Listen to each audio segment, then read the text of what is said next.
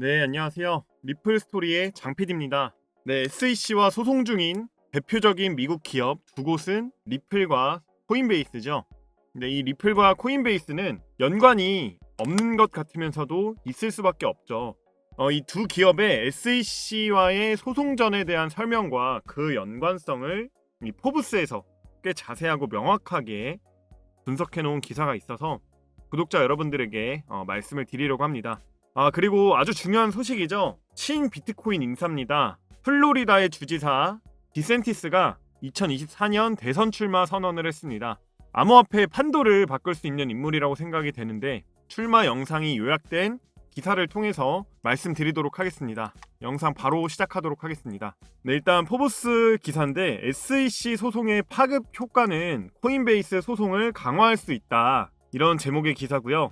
네, 증권거래위원회 암호화폐 단속은 계속되고 있으며 위원장인 게리 겐슬러 의장은 업계가 규제 명확성 부족이 아니라 규제 준수 부족이다. 하지만 디지털 자산을 유가증권으로 분류하여 논쟁하려는 기관의 시도에서 과거의 SEC라는 예상치 못한 출처로부터 상당한 반대에 직면해 있다라고 이야기를 하면서 게리 겐슬러는 최근 비트코인을 제외한 모든 디지털 자산이 증권으로 간주될 수 있으므로 증권법에 적용을 받을 수 있다고 이야기를 했지만 암호화폐에 대한 법적 캠페인에서 기관을 괴롭히는 것은 과거 진술과 훨씬 다른 의견을 제시할 수 있는 가능성 있는 내부 문서다. 힘만 문서에 대해서 이야기를 하고 있죠.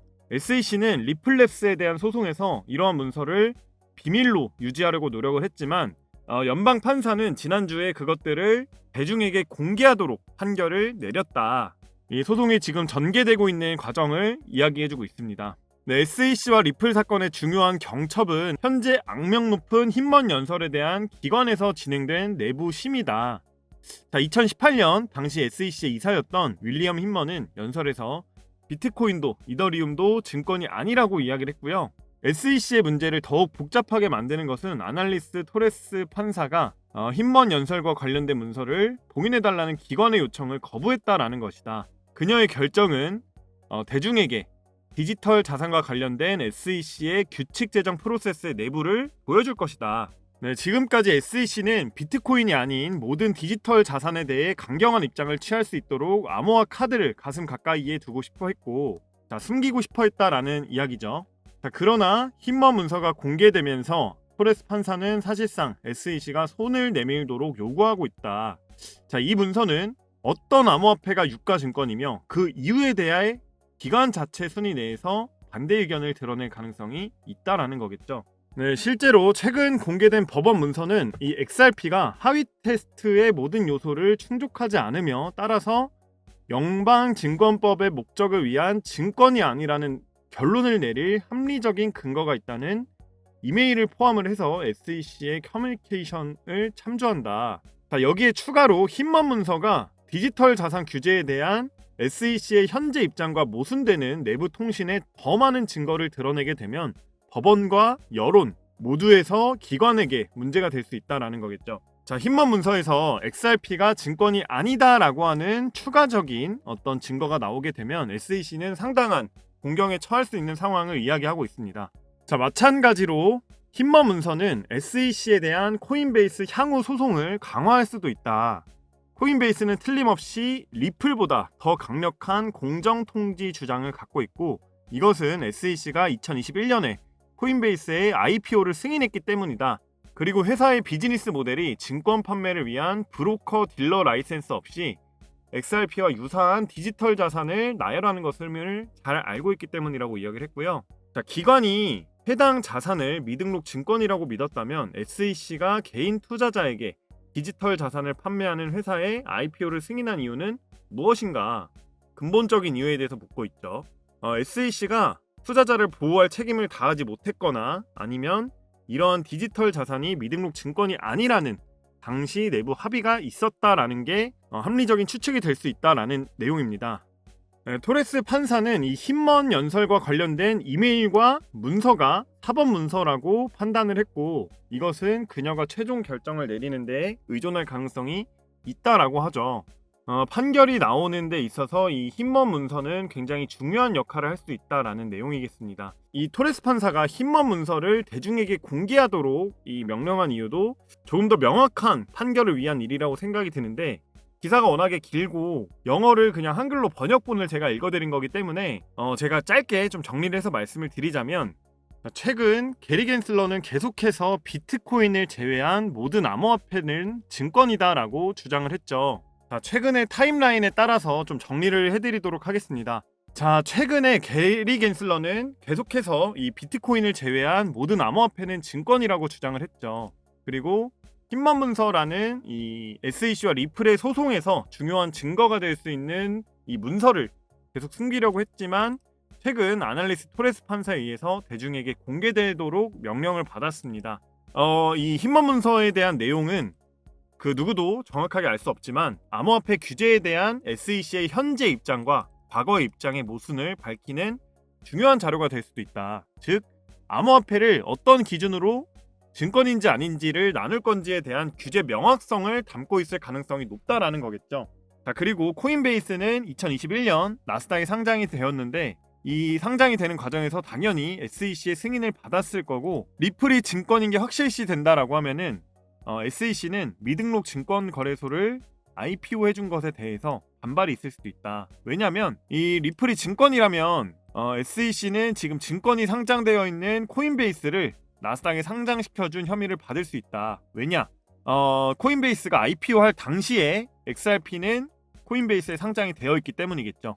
결론은 힘먼 문서는 이번 판결에서 굉장히 핵심적인 역할을 할 것이고, 정황상 SEC에게 불리한 내용이 가득 담겨있을 가능성이 높다라는 겁니다.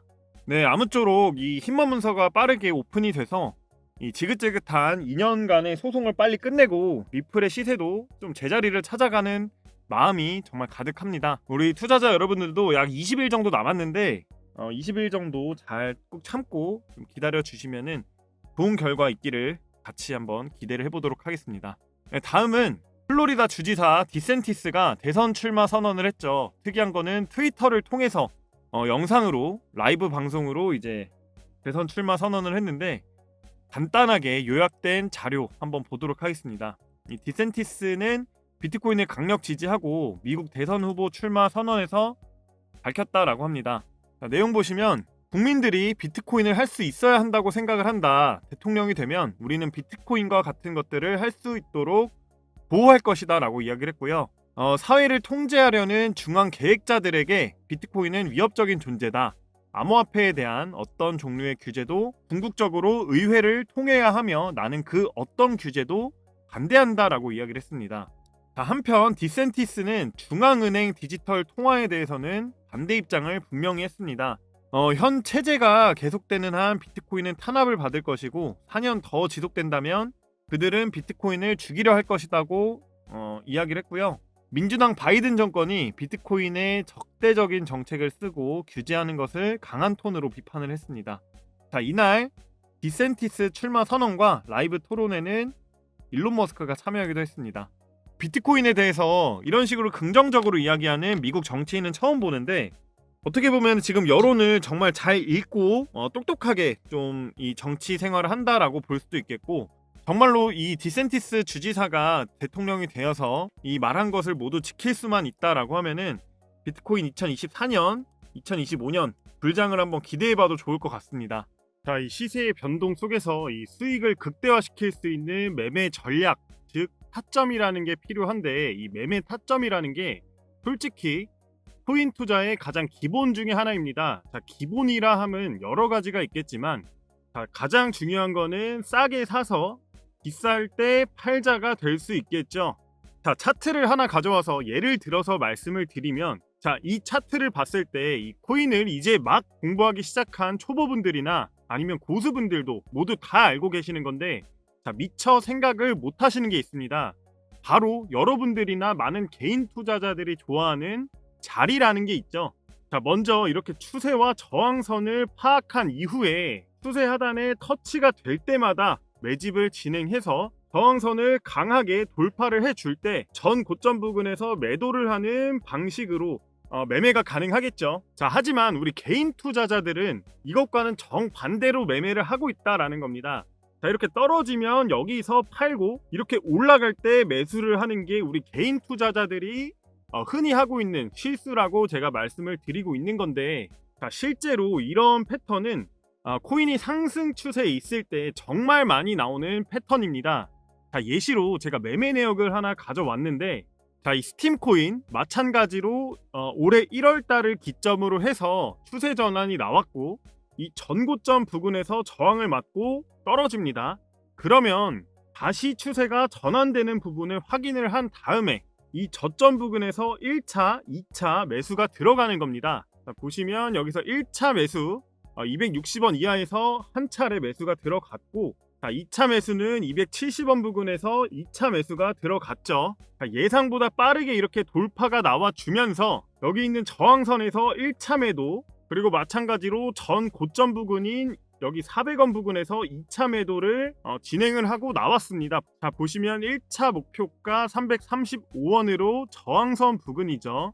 그리고 400원은 전 고점 부근입니다. 자, 그 이후에 스팀 코인은 추가적인 상승 나와주면서 오버슈팅 나왔지만 저희는 분석한 내용대로만 매도를 하고 나왔습니다. 자, 이렇게 스팀 코인으로 수익 본 내용들을 저희 정보방에 계신 분들이 이렇게 수익 인증해 주신 자료입니다. 자, 보시면은 50%, 그다음에 49%, 51%, 26% 각각 수익을 보고 나왔는데, 자, 저희 정보방에 입장을 하셔서 전문가들과 함께 매매를 하시게 되면 단순히 단기 추세 보고 10%, 20%대 수익 보는 코인들 많이 있지만, 자, 이렇게 정확한 차트 분석으로 큰 수익을 가져갈 수 있다라는 점이 가장 큰 장점이겠죠. 자, 근데 이렇게 추세를 보고 저항선을 잡아서 자리를 잡고 안정적으로 매매를 하는 게 개인 투자자들도 가능하지만, 자, 개인 투자자들이 수많은 코인들을 매일 매시간 지켜보는 거는 불가능하죠.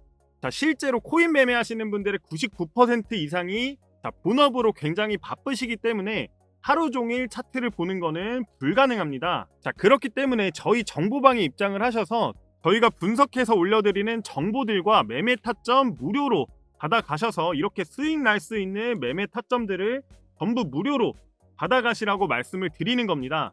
자, 요즘에 유튜브를 보면은 뭐 몇백 프로짜리 아니면은 몇천 프로짜리 수익률을 보여주면서, 자, 매일 1000%씩 수익을 보고 있다 하는 곳들이 굉장히 많은데 저는 이런 허황된 이야기는 드리지 않겠습니다. 자, 지금 시장 정세가 굉장히 혼란스러운데 이렇게 1000%짜리 혹은 100%짜리 수익을 매일 드리는 거는 사실상 불가능에 가깝고 사기에 가깝습니다. 자, 저는 매일매일 이렇게 차트 분석과 호재에 반응하는 수급량 체크까지 해서 정확한 분석 종목만 구독자 여러분들에게 무료로 드리고 있음을 약속드리고, 앞으로 어떠한 금전적인 요구도 없을 것임을 약속드리겠습니다. 자, 유료 리딩방 절대 아니고 제가 구독자분들 위해서 이 시장에 잘 대응할 수 있게끔 코인 매매에 있어서 핵심이 되는 시장 정보와 정확한 타점 무료로 이렇게 공유를 해드리고 있는 거고, 자, 일체 아무 비용 없이 문자 3번만 남겨주시면 제가 직접 연락드려서 저희 무료 정보방 초대 링크 보내드리고 있습니다. 자, 오늘 영상은 여기에서 마무리를 하고 다음에는 더 알찬 정보 들고 찾아뵙겠습니다. 감사합니다.